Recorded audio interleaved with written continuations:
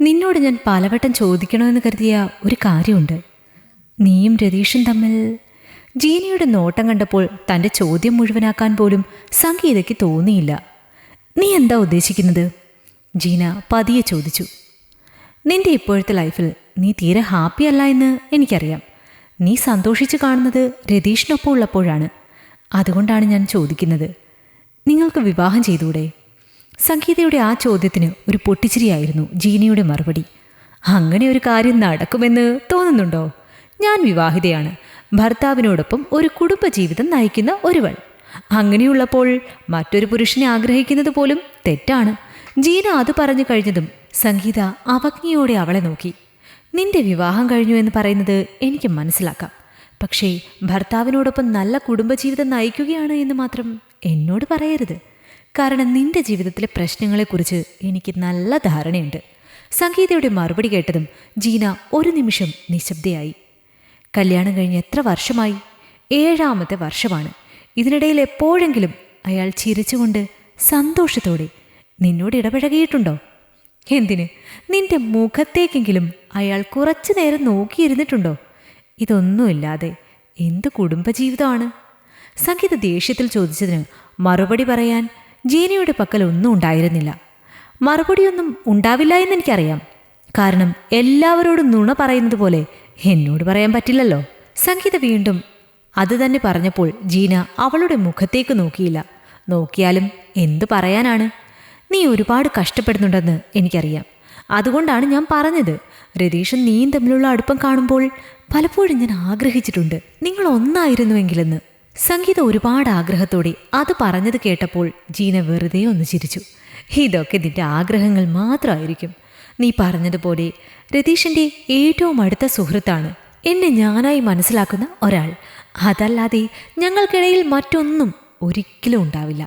അതും പറഞ്ഞ് ജീന സംഗീതയെ കടന്നു പോയപ്പോൾ സംഗീത ആലോചിച്ചത് മുഴുവൻ ജീനയുടെ ജീവിതത്തെക്കുറിച്ചായിരുന്നു. ഡിഗ്രി പഠനമൊക്കെ കഴിഞ്ഞു നിൽക്കുന്ന സമയത്താണ് യോഗ്യനായ ഒരു ചെറുപ്പക്കാരനെ കൊണ്ട് അവളുടെ വീട്ടുകാർ അവളെ വിവാഹം കഴിപ്പിക്കുന്നത്. അവളുടെ വീട്ടുകാരുടെ കണ്ണുകളിൽ മാത്രമായിരുന്നു അവൻ യോഗ്യനായിരുന്നത്. ഗവൺമെൻറ് ഉദ്യോഗസ്ഥൻ, കാണാനും തരക്കേടില്ല, മറ്റു ബാധ്യതകളൊന്നും തന്നെയില്ല. അങ്ങനെ ഒരു ബന്ധം വന്നിരിക്കുമ്പോൾ അത് പെൺകുട്ടിയുടെ ഭാഗ്യമാണെന്ന് പറഞ്ഞ് എത്രയും വേഗം അത് നടത്താനല്ലേ എല്ലാ വീട്ടുകാരും ശ്രമിക്കുകയുള്ളൂ. ജീനയുടെ വീട്ടുകാരും അത് തന്നെയാണ് ചെയ്തത്.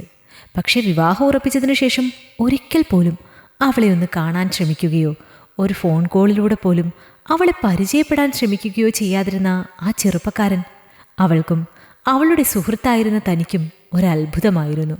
അവൻ്റെ വീട്ടുകാർ വഴിയാണ് അവൾക്ക് അവൻ്റെ കോണ്ടാക്ട് നമ്പർ പോലും കിട്ടുന്നത്. അത് കിട്ടിയ ദിവസം അവൾ അവനെ ഒന്ന് കോണ്ടാക്ട് ചെയ്തിരുന്നു. ജീന, നമ്മുടെ വിവാഹം വീട്ടുകാർ തമ്മിൽ ഉറപ്പിച്ചു എന്നത് ശരി തന്നെ. പക്ഷേ വിവാഹത്തിന് മുൻപ് ഇങ്ങനെ കോണ്ടാക്ട് ചെയ്യുന്നതും സംസാരിക്കുന്നതൊന്നും നല്ലതല്ല. എന്തെങ്കിലും അത്യാവശ്യ കാര്യങ്ങൾ ഉണ്ടെങ്കിൽ മാത്രം വിളിക്കുക. അഥവാ വിളിച്ചിട്ട് ഞാൻ ഫോൺ എടുത്തില്ല എങ്കിൽ അത് മെസ്സേജ് ഇട്ടിരുന്നാൽ മതി. ഞാൻ നോക്കിയിട്ട് റിപ്ലൈ തന്നോളാം. ഇടയ്ക്കിടയ്ക്ക് ഇങ്ങനെ വിളിക്കണമെന്നില്ല. എന്തെങ്കിലും ഉണ്ടെങ്കിൽ ഞാൻ വിളിച്ചോളാം.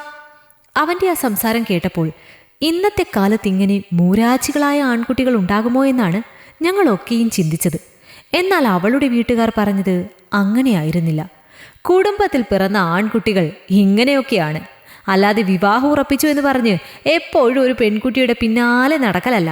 അവൻ പറഞ്ഞതുപോലെ എന്തെങ്കിലും ആവശ്യമുണ്ടെങ്കിൽ വിളിച്ചാൽ പോരെ, അല്ലാതെ എപ്പോഴും ഫോൺ വിളിച്ചുകൊണ്ടിരിക്കുകയൊന്നും വേണ്ടല്ലോ. അവളുടെ വീട്ടുകാർ അത് പറഞ്ഞതോടെ അവൾക്ക് എതിർക്കാൻ മറ്റു മാർഗങ്ങളില്ലാതെയായി. അവളുടെ വീട്ടുകാരെ സംബന്ധിച്ച് അയാൾ പെർഫെക്റ്റ് ആയിരുന്നു. ചെറിയ പ്രായത്തിൽ തന്നെ കഠിനാധ്വാനത്തിലൂടെ ഗവൺമെൻറ് ജോലി സ്വന്തമാക്കിയവൻ, കുടുംബം നോക്കുന്നവൻ. അങ്ങനെ അയാൾക്ക് വിശേഷണങ്ങൾ അനവധിയായിരുന്നു. വിവാഹത്തിന് വസ്ത്രങ്ങൾ എടുക്കാൻ പോകാനും ആഭരണങ്ങൾ എടുക്കാനൊക്കെ അയാളുടെ വീട്ടിൽ നിന്ന് അമ്മയും പെങ്ങളും ഒക്കെ വന്നിരുന്നെങ്കിലും അയാൾ മാത്രം വന്നില്ല. നിങ്ങളുടെ ഇഷ്ടത്തിന് എന്താണെന്ന് വെച്ചാൽ എടുത്താൽ മതി, എനിക്കങ്ങനെ പ്രത്യേകിച്ച് ഒബ്ജക്ഷൻ ഒന്നുമില്ല. എന്താ വരാത്തതെന്ന് അന്വേഷിച്ച് അവളുടെ അച്ഛൻ ഫോൺ വിളിച്ചപ്പോൾ അയാളുടെ മറുപടി ഇങ്ങനെയായിരുന്നു. എല്ലാ കാര്യങ്ങളും വീട്ടുകാരുടെ ഇഷ്ടത്തിന് വിടുന്ന ആ ചെറുപ്പക്കാരൻ ഈ കാലഘട്ടത്തിൽ അനുഗ്രഹമാണ് എന്ന് അവളുടെ വീട്ടുകാർ ഒരിക്കൽ കൂടി അടിവരയിട്ടുറപ്പിക്കുമ്പോൾ അതൊന്നും അങ്ങനെയല്ല എന്ന് അവളുടെ മനസ്സ് മാത്രം പറയുന്നുണ്ടായിരുന്നു. വിവാഹം കഴിഞ്ഞതിനു ശേഷം അവളുടെ മുഖത്തേക്ക് നോക്കാനോ സംസാരിക്കാനോ പോലും അയാൾ ശ്രമിച്ചിട്ടില്ല. ഭാര്യാഭർത്തൃബന്ധം അവർക്കിടയിൽ ഉണ്ടായിട്ടേയില്ല. വിവാഹം കഴിഞ്ഞ് ആദ്യ ദിവസം രാത്രിയിൽ അവളുമായി ഒന്നിച്ച് ഒരു മുറി പങ്കിടണമെന്ന് ഒരൊറ്റ കാരണം കൊണ്ട് തൊട്ടടുത്ത മറ്റൊരു മുറിയിലേക്ക് മാറിക്കിടന്നതാണ് അവളുടെ ഭർത്താവ്. പിന്നീടുള്ള ദിവസങ്ങളിലും ഇതുതന്നെ ആവർത്തിച്ചപ്പോൾ എന്തുകൊണ്ടാണ് തന്നോട് മാത്രം ഇത്തരത്തിലൊരു അകൽച്ച എന്ന് അവൾ അവനോട് നേരിട്ട് അന്വേഷിച്ചു. എൻ്റെ ലൈഫിലെ എല്ലാ കാര്യങ്ങളും തന്നോട് തുറന്നു പറയണമെന്ന് നിർബന്ധമൊന്നുമില്ലല്ലോ, എപ്പോഴെങ്കിലും എനിക്ക് തോന്നിയാൽ പറയാം. അതായിരുന്നു അവൻ്റെ മറുപടി. അതവളെ ചെറുതായിട്ടൊന്നുമല്ല വേദനിപ്പിച്ചത്.